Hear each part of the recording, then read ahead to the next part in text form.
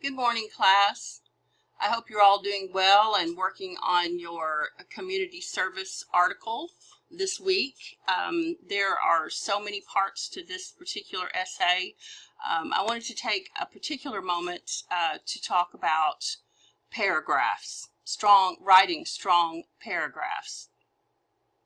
The introduction and the conclusion are two separate paragraphs that I'll talk about in another recording, but today I wanted to focus on just the body paragraphs.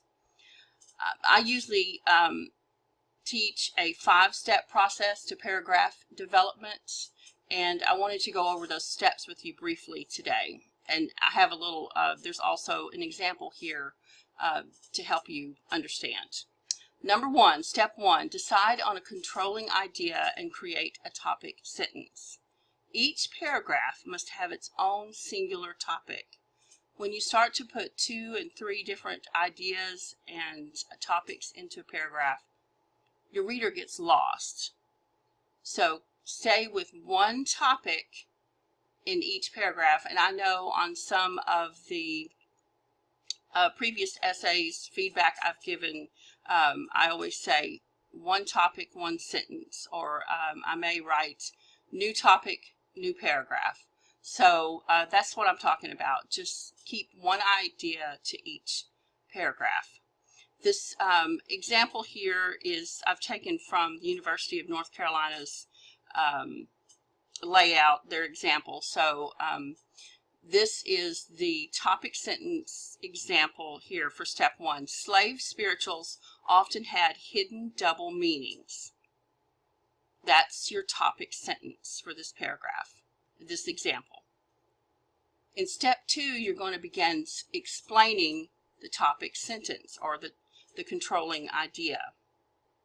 You'll start to interpret the information from your topic sentence. The example here, this would be the second sentence of this paragraph.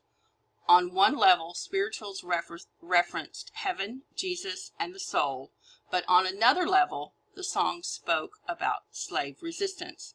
You can see that this sentence starts to explain what we mean by often had a hidden double meaning.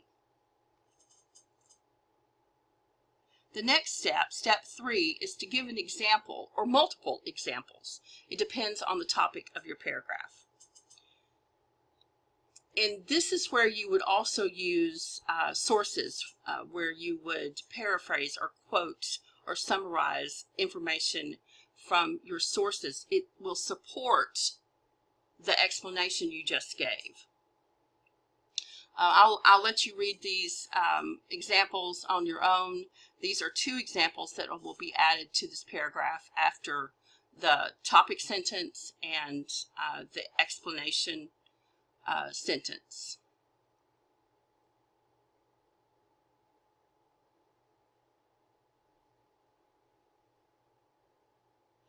Step 4 is to explain the examples, or this gives your interpretation of the sources that you just gave as examples. Explain each example and its relevance to the topic sentence. This explanation shows your readers why you chose this particular source or these particular examples as evidence. None of your examples should be left unexplained. If you use a source or an example, make sure you explain what it means to your audience, what it means to the reader. And I'll let you read the explanation examples here for A and B.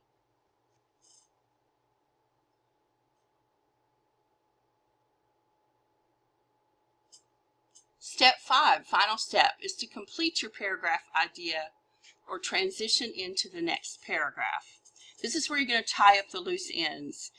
In an essay, you start with an introduction. You hook your reader with that first sentence or 2. You explain what you're going to talk about. Then you go into the body paragraphs, and then you have a conclusion. Think of a paragraph in the same way. It has a topic sentence that's going to draw your reader in. You're going to have several body sentences that explain your topic. like you would in the body of your essay. And then the final sentence of a paragraph is the conclusion. It wraps things up. It summarizes your paragraph.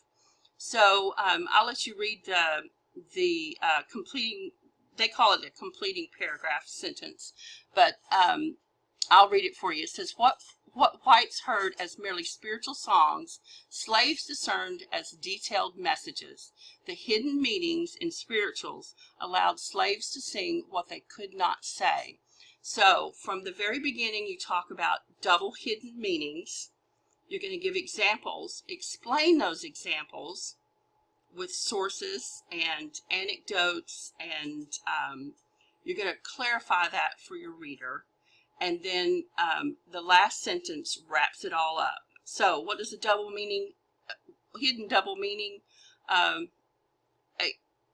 What does it mean? So here it says the whites heard spiritual songs, but the slaves were discerned as detailed messages. The hidden meanings in spirituals allowed them to sing what they could not say. And then you'll repeat steps 3 and 4 as needed. All right, here's this whole paragraph all put together. I'll read it for you because I wanted to point out the different parts. Slave spirituals often had hidden double meanings. Topic sentence. On one level, spirituals referenced heaven, Jesus, and the soul, but on another level, the song spoke about slave resistance. You're explaining your topic. Step 2. And then, for example, according to Frederick Douglass, the song, O Canaan, Sweet Canaan, spoke of slaves longing for heaven, but it also expressed their desire to escape to the north. You're explaining, you're giving it an example here. And then careful listeners heard this second meaning in the following lyrics. I don't expect to stay much longer here. Run to Jesus. Shun the danger. I don't expect to stay. When slaves sang this song, they could have been speaking of their departure from this life and their arrival in heaven. However, they could have been describing their plans to leave the South and run, not to Jesus, but to the north.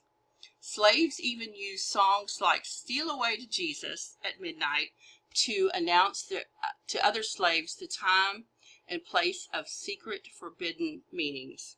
What whites had merely heard as merely spiritual songs, slaves discerned as detailed messages. The hidden meanings in spirituals allowed slaves to sing what they could not say. And of course, that's your conclusion. The difference in this paragraph and what you'll be doing is that you will be adding sources through quotes, paraphrasing, and summarizing. And also make sure that you cite your sources correctly. All right, any more questions? If you have any questions about how to write a strong paragraph, just let me know. Thanks.